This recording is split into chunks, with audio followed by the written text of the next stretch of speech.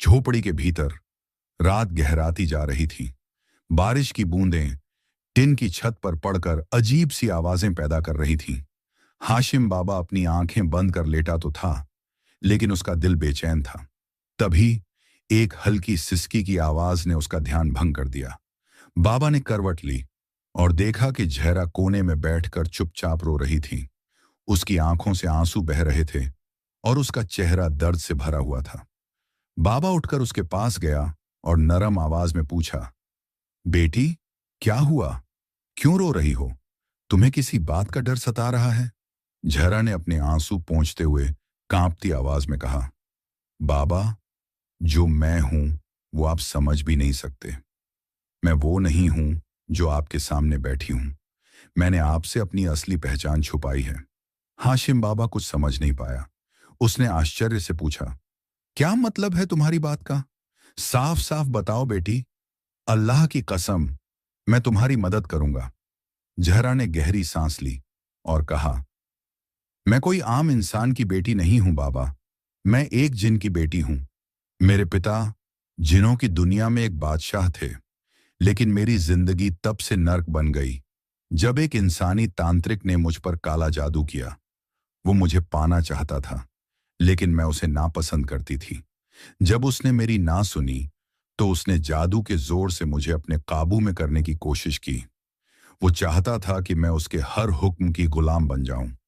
उसने शर्त रखी कि जब तक मैं इंसानों की दुनिया में जाकर बूढ़े और जवान हर तरह के मर्द से जिनाह ना करूं, तब तक मेरी रूह को सुकून नहीं मिलेगा। यह सुनकर हाशिम बाबा का कलेजा कांप उठा।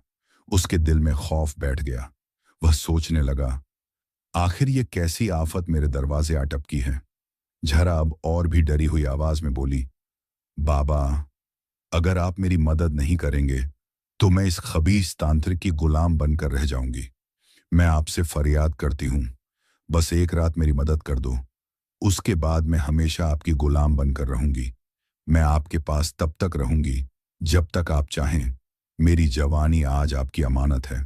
हाशिम बाबा का दिल जोर जोर से धड़कने लगा।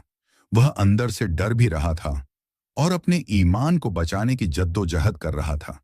तभी बाहर से जोर की आवाज आई।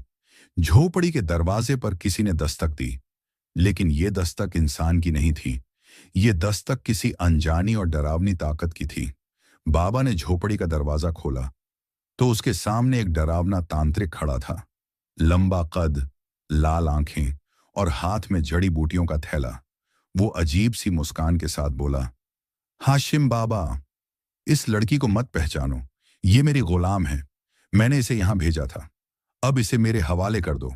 हाशिम बाबा ने कांपती आवाज में पूछा, तू कौन है और इस लड़की से तेरा क्या नाता है? वो तांत्रिक हंसते हुए बोला, मैं दरगान हूं। यही वो है जिसने मेरी तौहीन की थी। अब मैं इसे इस दुनिया के हर मर्द से जिनाह कराऊंगा। इसने मेरी जिद का मजाक उड़ाया था। अब देखना ये कैसे मेरी गुलामी में रहती है। हाशिम बाबा के अंदर का सूफी जाग उठा। उसने जहरा की ओर देखा और कहा, बेटी, तुम अपनी ताकत को पहचानो। तुम जिन्हों की बादशाह की बेटी हो। अगर चाहो तो खुद को आजाद कर सकती हो। यह खबीस तांत्रिक तुझसे कमजोर है। अपने दिल पर हाथ रखो और सोचो, क्या यह रास्ता सही है? अल्लाह पर भरोसा करो और इस लड़ाई को खुद लड़ो। जहरा की आंखों में एक नई चमक आई, लेकिन बाहर खड़ा दरगान तांत्रिक अपनी कुटिल मुस्कान के साथ झोपड़ी की ओर बढ़ रहा था, जैसे किसी बड़े खेल की शुरुआत होने वाली हो।